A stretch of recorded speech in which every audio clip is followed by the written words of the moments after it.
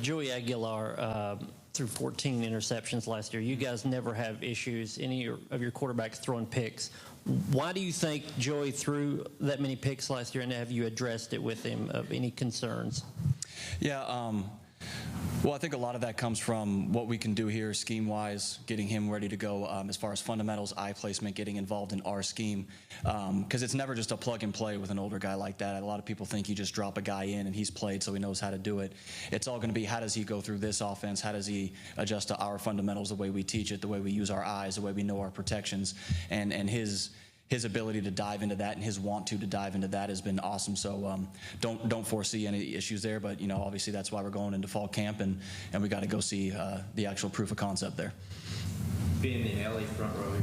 Joey, what have you noticed about Joey's film study habits as he's gotten here, and just kind of how he's gotten to work with his teammates and the chemistry, that aspect of himself as a leader?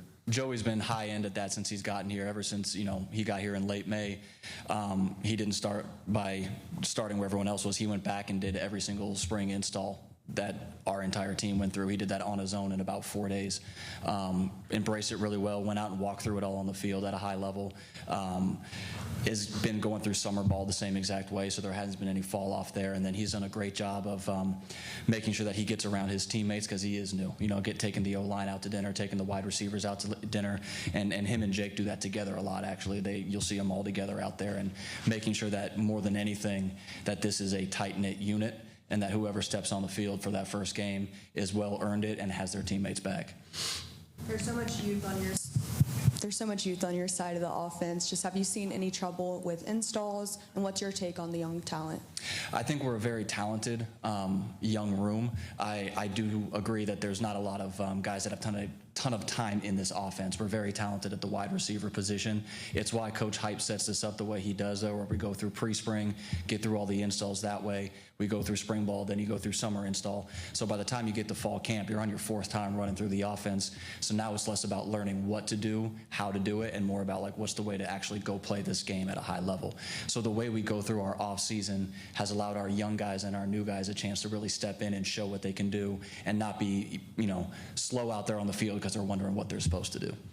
To the back with Rick and Payne. Coach, I was going to ask you about Joey's integration into the program, but you kind of touched on that. Oh, back here, sorry. There you are. You touched on that. But with a guy that's new to the program and 2 younger quarterbacks, how instrumental will the run game and that facet of the offense be helping to bring those guys along, especially here in fall camp? Yeah, I think whenever you're introducing a new quarterback into the system, however it may be, the run game is always big time, and we've been able to run the ball at a high level here, with Dylan Sampson winning the Offensive Player of the Year in the SEC, led the SEC in rushing last year.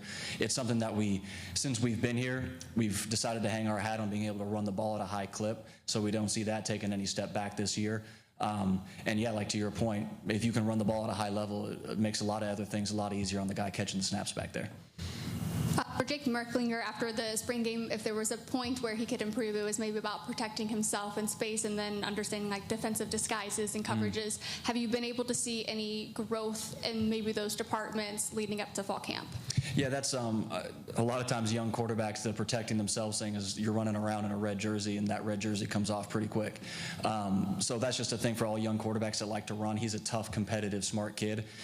So he's not scared to put his body on the line for the team. He's going to need to do that in a smart way, just like any quarterback will, because in this conference, taking 15, 20 hits a game is not the way to play an entire season. But doing that, and then, it's just reps. For guys that haven't been here for a long time, and I'm going to include him in that, he's been here for 1 year, it's just reps and reps. And when you're playing against a Tim Banks defense, you're seeing every structure of every front, of every background, of every coverage. So it's a really good learning tool for our guys. It's like swinging with a weighted bat playing against our defense all fall camp, that you see everything under the sun that you could imagine, and now you go into game week and you're like, all right, now it's reducing down to this is what we're expecting. So don't foresee any issues with him on that end. Rob in air. Coach, at quarterback, you played it and coached it a long time. When you have a wide open competition, how quickly is there a sense of urgency to go from 3 to 2 to finding a starter? And are you totally adverse or open to having it drag into the season? No, I think whenever you're going through a quarterback competition, the first thing is that the team, the full team, but mostly the offensive unit, has to understand that this is a true competition, and whoever steps on the field with them will have earned that job. So that's why you've never heard Coach Hype or myself saying, by this date, we'll announce a guy. Someone's got to take it. Someone's got to step up and take it and prove it, and there's multiple ways to do that. Obviously, as soon as you can get to that guy and let your guys start rallying behind one person and understanding their skill set and tailoring the offense to them, the better. But we can't be in a rush to do that, because if it doesn't present itself organically, then you're just going to be trying to put a square piece in a round hole. Joey, you look up front, Lance Hurd, a lot of turnover there. He's your lone returning starter. What is your expectation for him, and how different is he now than he was maybe this time last year? Yeah, the thing about Lance is he's shifted from learning the offense first time in it to being a guy that's extremely comfortable in it, and now he's just focusing on his style of play and getting to do all the little tricks and the trades of playing O-line at a high level in this conference.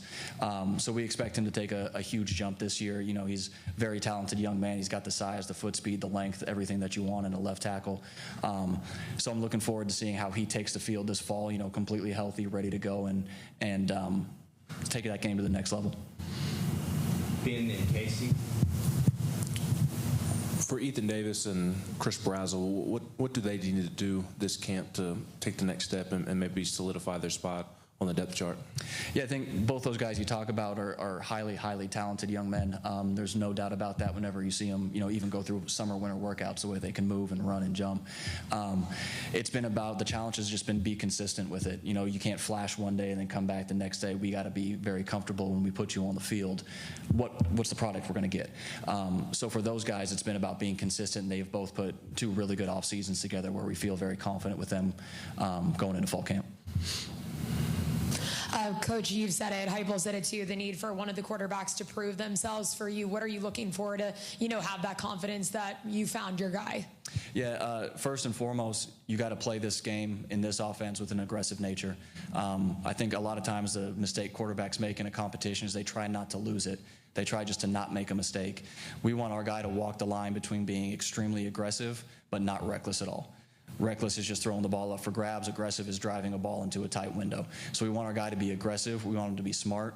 And we want him to operate this offense. It's not just about who throws the football the furthest or the hardest. It's about who can operate this offense that when we take the field gives us a chance to win, whether that's them carrying the football, them getting to their checkdowns, them making big plays down the field. However it presents to that individual skill set, it's them doing that at an extremely high level to where we say that's the guy that gives us the best chance to be up +1 at the end of a ball game.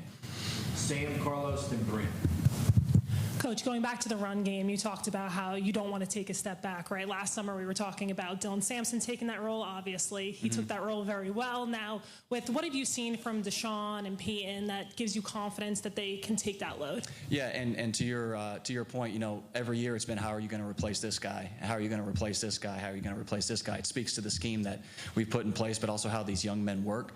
We've got a lot of young talent in that room. Like, they've completely reshaped their bodies. They look like what they're supposed to look like taking the field. So we feel like whoever comes on the field for us at the running back position, and as you guys know, it typically hasn't just been one guy. There's been a main guy, but there's 2 or 3 guys playing every single ball game that as a group, that team can go out there, and we don't expect the production in that running back room, not from one man, but from that running back room to take a step back at all.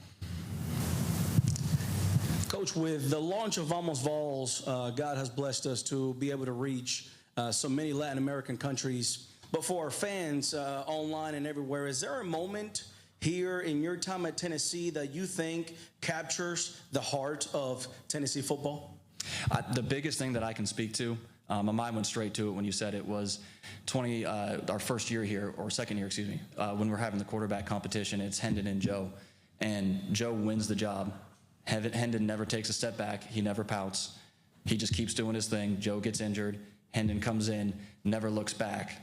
Joe doesn't leave. Joe doesn't jump ship. He stays. He gets his opportunity, and then he goes and plays. And you got 2 guys that competed against each other for the starting job. They both took turns winning it. They're both still best friends, and they're both playing in the NFL. That is the culture. That is the locker room. That is the expectation of this program. Joey, talking about that competition between Joe and Hendon, both those guys had been in competitions to win jobs when they competed with each other here. You now have a couple of quarterbacks who have never been in a competition as young guys, and Joey. How do you manage this competition with guys who have never experienced something like this before? Is there any difference? Yeah, in a way, I actually had that conversation this morning with the guys. It's how we're going to go about our business. We all need to be, there's not enough reps to go around that everybody can get every look they need. So we got to be able to talk about each other's reps. We got to be able to have conversations in the meeting room, and nobody's trying to cut the other guy down, and nobody's getting in their feelings about when we're talking about their rep, whether it be positive or negative. If we'll hold to that, and we'll go about our business understanding that we are going to compete fiercely amongst each other, but the team is still first, then we'll be in a really good spot coming out of fall camp. But to your point, there's two guys that haven't done it, and they got to go and, you've heard Coach Hype say it for almost a year now, the young guys don't have time to be young. It's very true in that room. You have to handle your business with a maturity like a professional when you step in this building, not just on the field, but in that meeting room as well with the guys, that we have the main goal in mind. Yeah, I'm trying to get on the field, but the team is of the primary importance.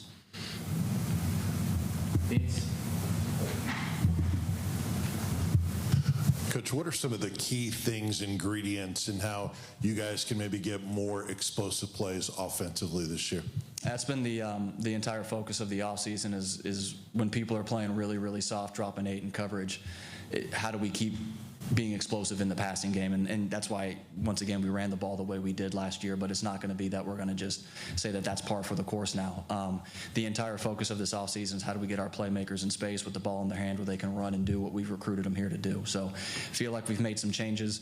We've done some things differently, but we're never going to lose sight of who we are, which is to be extremely aggressive with how we call it, to push the tempo, to make people play in space. But what are the 1 or 2 little different things that we can do that help free people up? And when people are playing really, really soft and saying, all right, you're not going over the top today, what are we going to do to attack that and not let them set the directive of the game? All right. Thank you. Thank you, Coach.